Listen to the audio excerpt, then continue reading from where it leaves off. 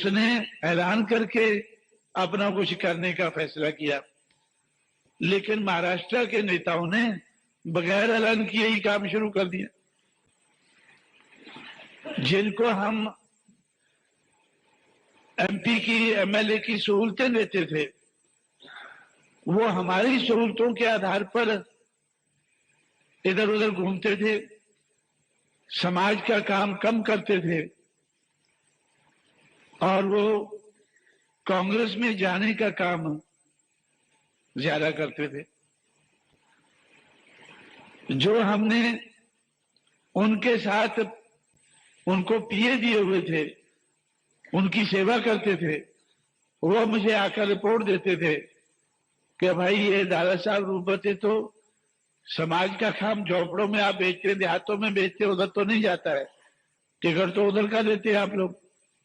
लेकिन ये तो दादा साहब, एक और था कांग्रेस का दादा था, क्या नाम उसका, मर गया, वो मुख्यमंत्री बना था ना,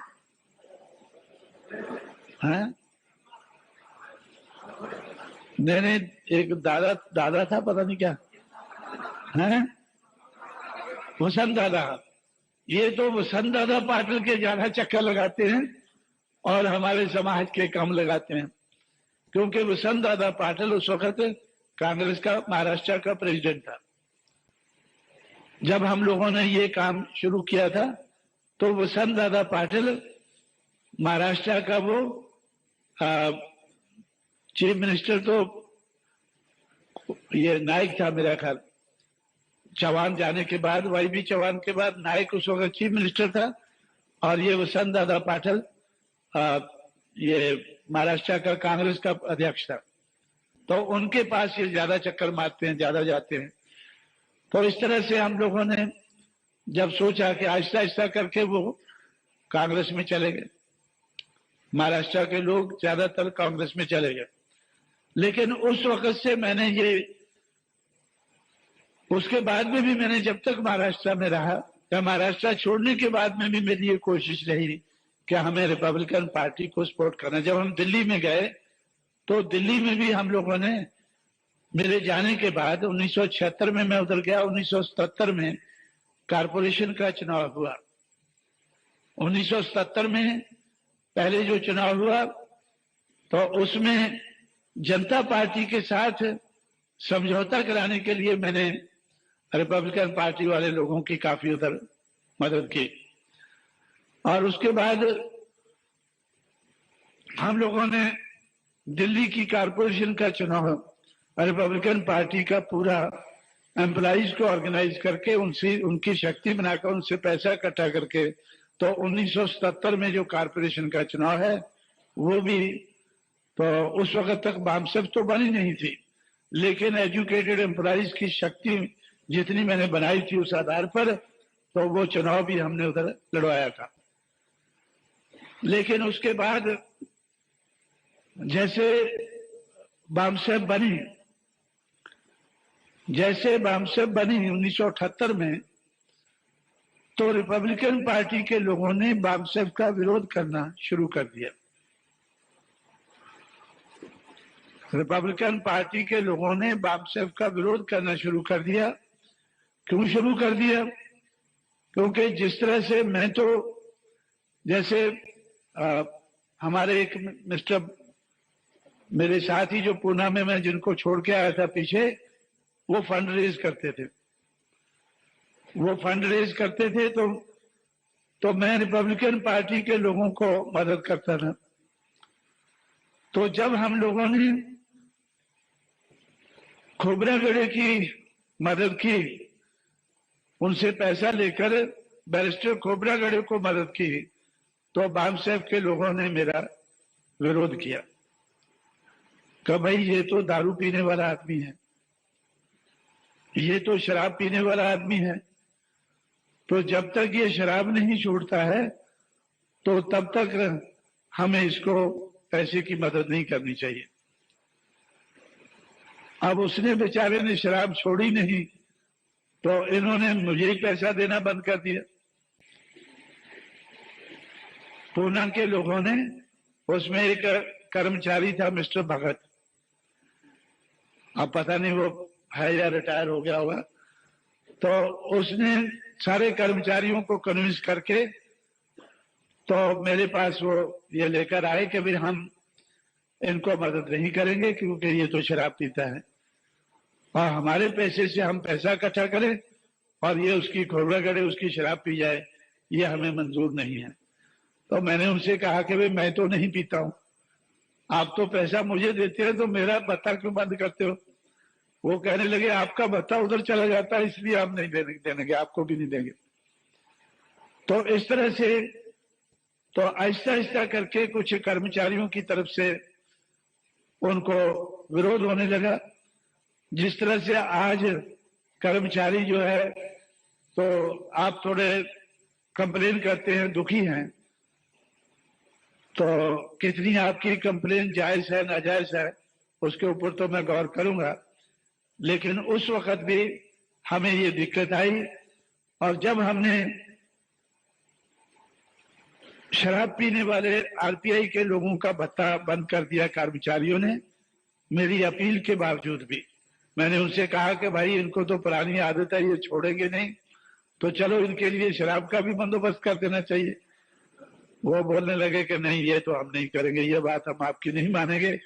तो आरपीआई के जो दारू पीने वाले नेता थे वो सारे हमारे खिलाफ हो गए, वो सारे बामसेफ के खिलाफ हो गए। अब बामसेफ के खिलाफ हो गए मतलब कांशीराम के खिलाफ हो गए, क्योंकि मैं उनकी दारू का बंदोबस्त, मैं तो इस मत का था कि उनका कर ही लेना चाहिए बंदोबस्त भाई, क्योंकि अगर हम नहीं करेंगे वो इधर उधर से कर लेंगे, अपने आप को बेचकर, अपने समाज को बेचकर कर लेंगे, तो वो तो करेंगे ही, चलो हम ही कर देते हैं। लेकिन उसके बाद बामसेफ और रिपब्लिकन पार्टी में महाराष्ट्र में पहले टेंशन हुआ और महाराष्ट्र के लोग ही आरपीआई को देश भर में कंट्रोल करते थे। तो फिर ये फैसला किया गया सबसे मिलकर कि भाई हमें अभी, जब वो मुझे देते नहीं पैसा तो आरपीआई वालों को हम मदद नहीं कर पाएंगे, जब मदद नहीं कर पाएंगे वो हमारा विरोध करने लगे। तो उस वक्त फिर मैं सोचने पर मजबूर हुआ भाई क्या किया जाए। तो उस वक्त मैंने काफी स्टडी करने के बाद इस नतीजे पर पहुंचा कि बाबा साहब अम्बेडकर का जो मूवमेंट है, मिशन है, उनकी जिंदगी में वो डायनेमिक रहा। मुझे ऐसा लगा कि उसको पहिए लगे हुए हैं, वो उसको चलाना आसान है। लेकिन बाबा साहब के जाने के बाद उनके जो लेफ्टिनेंट्स थे वो उसको डायनेमिक नहीं बना सके, डायनामिज्म उसका नहीं रख सके, वो स्टैटिक बन गया, वो बगैर पहियों के बन गया, तो उसको चलाना मुश्किल हो गया। तो इस तरह से तो मैंने सोचा कि इस मूवमेंट को अगर हमने चलाना है तो डायनेमिक बनाना होगा, इस मूवमेंट को हमें डायनेमिक बनाना होगा। बाबा साहब अम्बेडकर ने पहले बहिष्कृत भारत 1922 में पब्लिकेशन शुरू किया, 1927 में उसका नाम जनता रख दिया, 1955 में प्रबुद्ध भारत रख दिया। बहिष्कृत भारत से शुरू करके प्रबुद्ध भारत तक वो पहुंचे, 1922 से शुरू करके 1955 तक। तो इस किस्म का डायनेमिज्म मुझे नजर आया। उन्होंने डिप्रेस्ड क्लासेस इंस्टीट्यूट 1924-25 में बनाकर हमारी मूवमेंट को आगे बढ़ाने की कोशिश की। फिर इंडिपेंडेंट लेबर पार्टी बनाकर, फिर शेड्यूल कास्ट फेडरेशन बनाकर, फिर रिपब्लिकन पार्टी आखिर में बनाकर उन्होंने ऐसा ये हमारी मूवमेंट को आगे बढ़ाने की कोशिश की। तो मुझे ऐसा लगा इसमें भी मुझे डायनेमिज्म नजर आया कि बाबा साहब अम्बेडकर मौके के हिसाब से, वो चीज एक ही है, मिशन एक ही है, मूवमेंट एक ही है, लेकिन उसको मौके के हिसाब से उसके नाम बदलते रहे। तो मुझे ऐसा लगा कि उन्होंने शेड्यूल कास्ट फेडरेशन से बदलकर रिपब्लिकन पार्टी बनाने का क्यों सोचा कि जो शेड्यूल कास्ट फेडरेशन है ये तो सिर्फ शेड्यूल कास्ट के लोगों तक ही सीमित है। तो जिस किस्म का देश में कारोबार चल रहा है या वोट का अधिकार हमें मिला है तो सिर्फ शेड्यूल कास्ट के आधार पर ही ये मूवमेंट कामयाब नहीं हो सकती है। इसलिए उन्होंने रिपब्लिकन पार्टी बनाने का सोचा होगा। तो मैंने सोचा कि भाई लेकिन रिपब्लिकन पार्टी जो है ये तो जो चलाने वाले इसको लोग हैं रिपब्लिकन पार्टी को, ये तो इसको शेड्यूल कास्ट फेडरेशन से भी नीचे ले आए हैं। बाबा साहब अम्बेडकर जब तक जिंदा थे तो इस देश का जो ब्राह्मणवादी समाज है और उनकी पार्टियां हैं उन्होंने बाबा साहब अम्बेडकर को सिर्फ शेड्यूल कास्ट का लीडर बनाने का प्रयास किया कि बाबा साहब अम्बेडकर सिर्फ schedule caste federation schedule caste के नेता हैं, यही उनको बनाए रखने का उन्होंने प्रयास किया। लेकिन 1956 के बाद जो बाबा साहब अम्बेडकर की मूवमेंट को चलाने वाले लोग थे उन्होंने सिर्फ शेड्यूल कास्ट ही नहीं बल्कि बाबा साहब अम्बेडकर को महारों का नेता रखने की कोशिश की। सिर्फ महारों का नेता वो बन के रहे तो उसकी कोशिश की। ऐसा मुझे लगा कि भाई ये तो और मूवमेंट सुकड़ रही है, ये मूवमेंट तो और सुकड़ रही है। और यही नहीं, जब तक मैंने महाराष्ट्र को छोड़ा नहीं था मेरे नोटिस में एक और बात आई कि महारों तक ही सीमित करने से वो खुश नहीं हुए, संतुष्ट नहीं हुए। उन्होंने महारों में भी आगे 4 टुकड़े करने की कोशिश की, बावने, बारके, लाडवन और सोमवंशी। किसी ने कहा कि वो तो बावने का है लीडर। भाई खोबरागढ़े किसका लीडर है? वो बावने का लीडर है। बावने या बारके क्या है वो? आप लोग कुछ लोग ज्यादा जानते होंगे। अगर साहब गायकवाड़ है, ये सोमवंशी का लीडर है। तो भाई अगर इस तरह से मूवमेंट को चलाओगे तो ये तो शेड्यूल कास्ट, पहले तो बाबा साहब अम्बेडकर के जमाने में उनको शेड्यूल कास्ट तक उनके दुश्मनों ने सीमित रखा और बाबा साहब के जाने के बाद उनको महार लेवल पे ले आए और उसके बाद बावने, बारके, लाडवन और सोमवंशी लेवल तक ले आए। यही हाल हमारे साथ पंजाब में हुआ है। अभी पंजाब में हमारे 9 एमएलए थे, 9 में से 6 आधर्मी थे, 2 रामदासी और 1 मजहबी। बहुजन समाज पार्टी से जीते थे, लेकिन पंजाब की बहुजन समाज पार्टी क्या थी? सिर्फ 3 जातियों की पार्टी, आधर्मी, रामदासी और मजहबी। मैं उनको बताता रहा कि भाई ये तो मनुवाद के आधार पर, जिनको जाति के आधार पर तोड़ा गया है, उन सारी जातियों को जोड़ना है, तब ये बहुजन समाज बनेगा। और जब बहुजन समाज बन जाता है ये इन जातियों का अलायंस बन जाता है।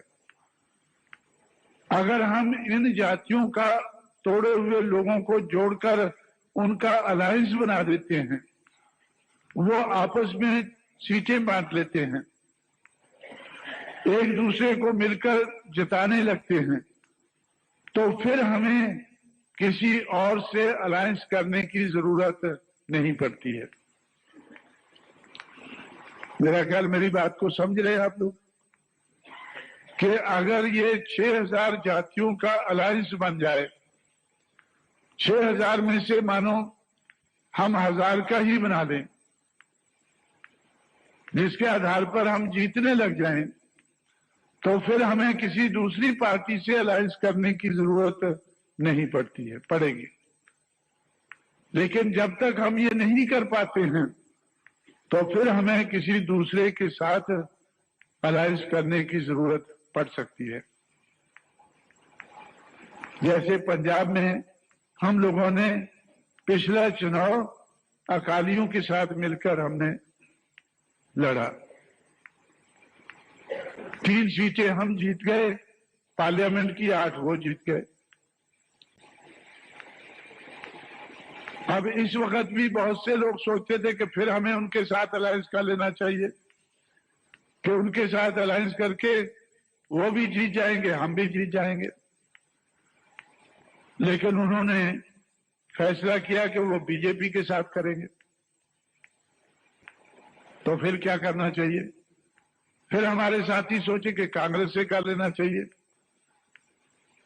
लेकिन कांग्रेस वालों ने सोचा कि कांशीराम ने हमें उत्तर प्रदेश में नीचा दिखाया है, हम इसको पंजाब में नीचा दिखाएंगे।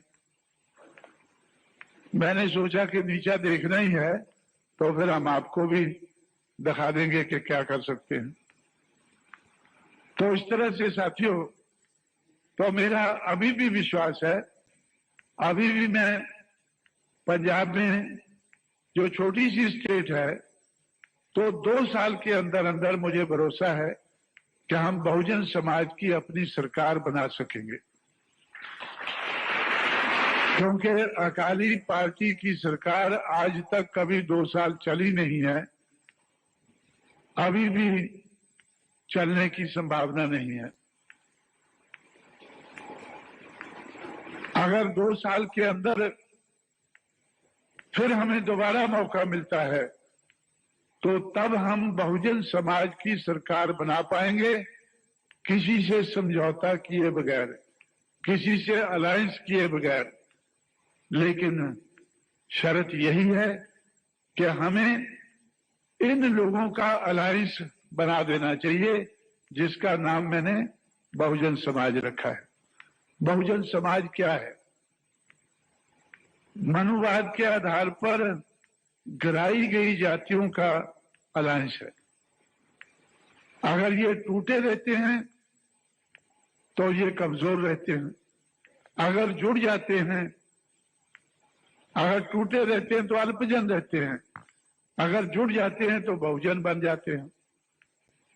तो इसी तरह से तो जब मैंने महाराष्ट्र में देखा कि भाई वैसे ही हम टूटे हुए हैं, अब इन्होंने मेरे देखते देखते इस पार्टी को, जिसमें बाबा साहब की पार्टी को, जिसको शेड्यूल कास्ट की पार्टी बाकी दुश्मनों ने उनके बना के रखा, तो बाबा साहब ने इनको बदलने की कोशिश की, इसका नाम रिपब्लिकन पार्टी रखा कि इसको हम, पता नहीं वो क्या करना चाहते होंगे, लेकिन मैंने ऐसा सोचा कि शायद इसको ब्रॉड बेस करना चाहते होंगे।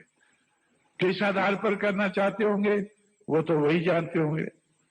लेकिन जो मैंने सोचा कि अगर हमें ब्रॉड बेस करना है, शेड्यूल कास्ट फेडरेशन से काम नहीं चलता है, तो हमें शेड्यूल कास्ट ही नहीं बल्कि schedule caste, schedule tribe, other backward caste, जिन लोगों को मनुवाद के आधार पर, ब्राह्मणवाद के आधार पर जिनको तोड़ा गया है, उनको जोड़कर हम अल्पजन से बहुजन बनाएंगे और बहुजन बनने के बाद ये लोग अपने एमएलए बनाएंगे, अपने एमपी बनाएंगे।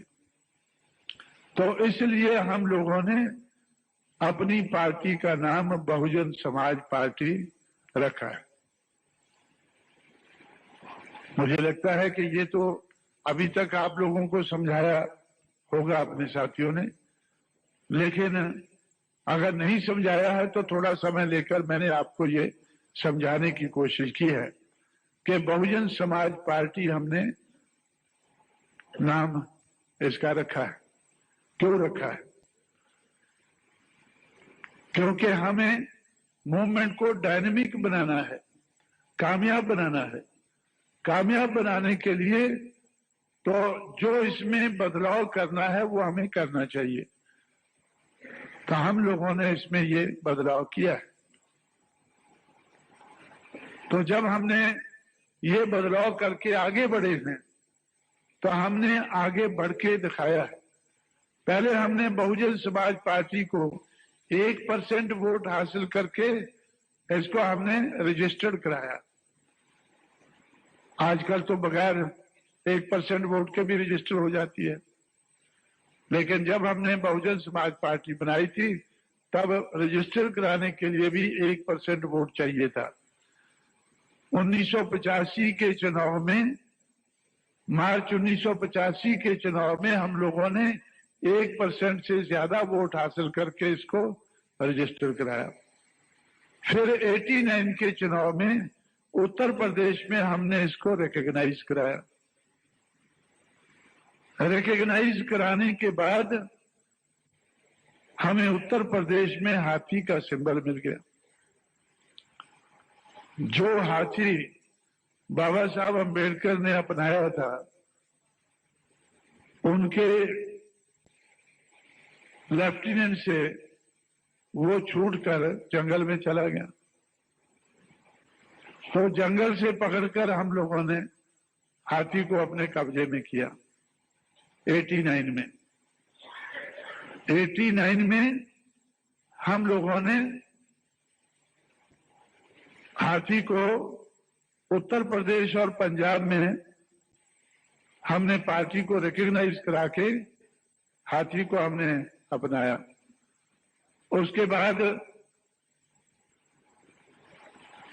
93 में हमारी पार्टी मध्य प्रदेश में भी रिकॉग्नाइज हो गई।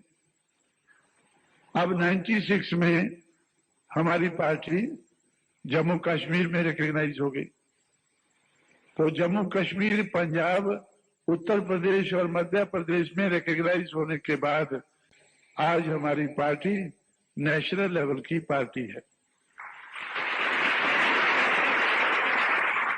आज हमारी पार्टी नेशनल लेवल की पार्टी है। हमने छोटे से जीरो से शुरू करके इसको इधर तक लाया है। गैर राजनीतिक जड़ें बनाकर ही इधर तक हमने लाया है। गैर राजनीतिक जड़ों को मजबूत करके ही इधर तक लाया है। पहले हमने ये, मैं समझता हूं कि 3 दिमाग, हुनर और पैसा, इन तीनों के हमने जनरेटर बनाए और ये जनरेटर छोटी कैपेसिटी के थे।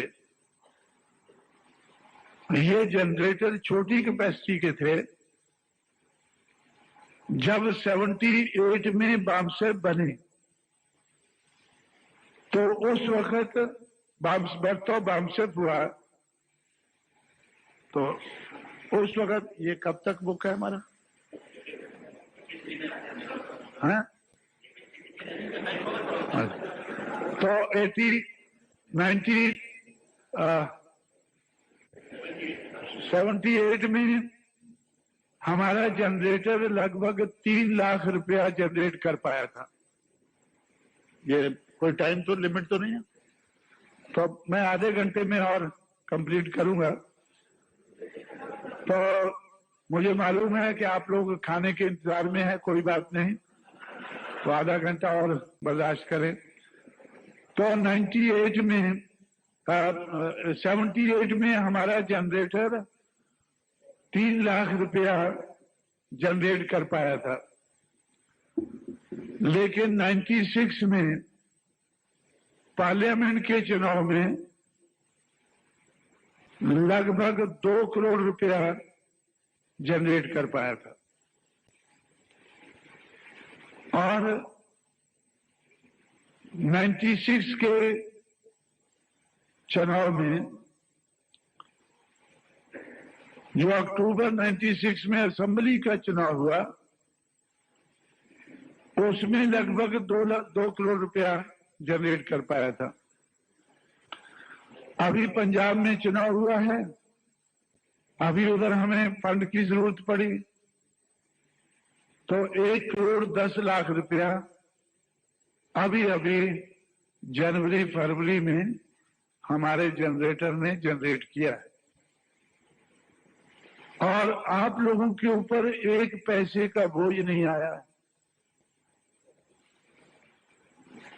जो इधर करम्बल कर रहे हैं, जो इधर शिकायतें कर रहे हैं, तो उनमें से कोई मुझे बताए, क्या आप लोगों से मैंने किसी से 1 रुपया लिया है? इधर जो लोग बैठे हैं या जिधर से आप लोग चलकर आए हैं, ये सारे का सारा फंड हम लोगों ने सिर्फ उत्तर प्रदेश से जनरेट किया है।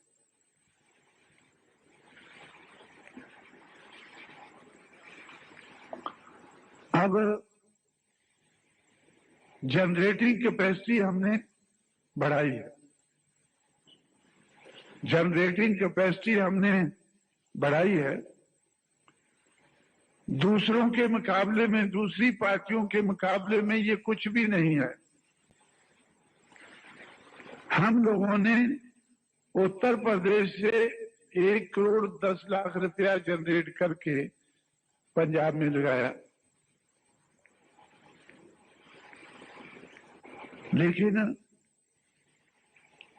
1 करोड़ 10 लाख रुपया प्रकाश सिंह बादल ने गिद्दड़वा की एक एमएलए की सीट जिताने में, प्रकाश सिंह बादल ने जो अभी मुख्यमंत्री बना है, उसने एक एमएलए की सीट को जिताने में इससे ज्यादा रुपया लगाया। गिद्दड़वा की सीट को, जिधर से अकाली पार्टी का रिवाइवल उन्होंने शुरू किया, एक सीट को जिताने में 1 करोड़ 10 लाख रुपए से ज्यादा उन्होंने लगाया। मैंने उनसे कहा कि भाई आप इतना पैसा क्यों लगाते हैं? उन्होंने कहा कि कांग्रेस वाले इससे ज्यादा लगा रहे हैं, कांग्रेस वाले इससे ज्यादा लगा रहे हैं।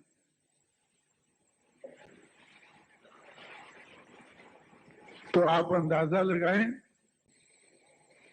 कि मैं तो बहुत प्रसन्न हूं कि मैं अभी एक चुनाव के लिए 1 करोड़ रुपया जनरेट करने वाला बन गया हूं, लेकिन एक एमएलए की सीट के ऊपर हमारे विरोधी लोग, जिनका हमें मुकाबला करना है, वो 1 करोड़ से ज्यादा खर्च करते हैं। और झारखंड मुक्ति मोर्चा के 4 एमपी कभी बेल में कभी जेल में हैं। किस लिए हैं? कि उन्होंने लगभग 4 करोड़ रुपए में अपने आप को, जिन महापुरुषों से हम लोग प्रेरणा लेकर सबक सीखकर आगे बढ़ते थे, उन लोगों की यादगारी बनाना हम जरूरी समझते हैं। इसीलिए जब हमारी सरकार बनी तो हम लोगों ने परिवर्तन चौक बनाया, और अब जब दोबारा बनी है तो बड़ा भारी मेमोरियल हम उन लोगों की याद में बना रहे हैं जिन्होंने आज तक देश की समाज व्यवस्था को परिवर्तित करने के लिए काम किया। चाहे वो गुरु रविदास हैं, चाहे कबीर हैं, संत महात्मा हैं, या आज के जमाने के महापुरुष हैं, की जात को ताजा करने के लिए, उनसे प्रेरणा देने के लिए हम लोगों ने उत्तर प्रदेश की राजधानी लखनऊ में बड़े पैमाने पर परिवर्तन चौक बनाकर उनके मेमोरियल का बड़े पैमाने पर हमारे चैनल बहुजन दस्तक को लाइक, शेयर, सब्सक्राइब देखना मत भूलिएगा। जय हिंद, जय भारत, जय संविधान, नमो बुद्धाय। धन्यवाद। चैनल आर्थिक समस्या से गुजर रहा है। अगर आप बहुजन समाज में बाबा साहेब अम्बेडकर और तथागत बुद्ध की विचारधारा को अधिक से अधिक लोगों तक पहुंचाना चाहते हैं तो हमें आर्थिक सहयोग प्रदान करें, ताकि हम अपने चैनल के माध्यम से देश विदेश में समता, बंधुता, एकता और संवैधानिक अधिकारों को ज्यादा से ज्यादा लोगों तक पहुंचा सकें। आप अपनी सहायता राशि नीचे लिखे खाते में जमा करा सकते हैं।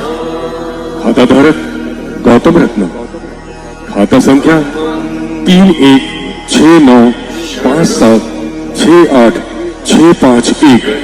IFSC कोड SBIN 0060336, बैंक भारतीय स्टेट बैंक।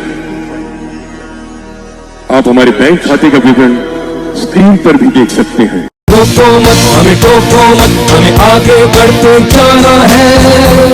जय भीम का नारा लगाना है, जय भीम का नारा लगाना है। जय भीम, जय भीम। मैं गौतम रत्ना आपका बहुजन फिल्म प्रोडक्शन में स्वागत करता हूं और आप हमारे प्रोडक्शन हाउस के अंदर अपना कैरियर बना सकते हैं as a film director, as a producer and actor and actress and editor and cinematographer also.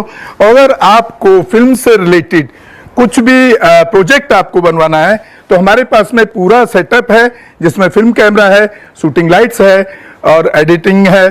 सारा A to Z एक ही जगह पर आपको हमारे यहाँ पर मिल जाएगा। तो दोस्तों आप हमें कांटेक्ट कर सकते हैं हमारे नंबर्स पर 9810085714 और 8510005714। हमारे वेबसाइट पे विजिट कर सकते हैं www.filmserviceindia.com और हमें मेल भी कर सकते हैं gautamfilmsproduction@gmail.com पर। धन्यवाद।